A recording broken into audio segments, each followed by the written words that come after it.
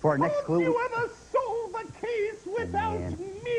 Sounds like my upstairs neighbor, Mrs. Pumpkin Clanger. How you doing today? I'd be better if the world went crawling with uncaptured cartoon criminals.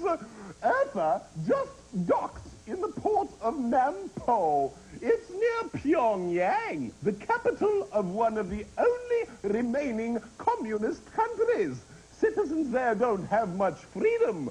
Older or disabled people can't even live in the capital city. And almost every adult wears a pin with the picture of the president. I heard Eartha pinned one on that humongous fungus. The nerve. Now do your job and bring in the brute, please. Cute, put in there. Ah. Thanks a lot, Mrs. P. Ooh. Hey, don't worry about it. It's just a sound effect. Let me show you how it works. See, here's Scott, and whenever I step on his tail, he does this.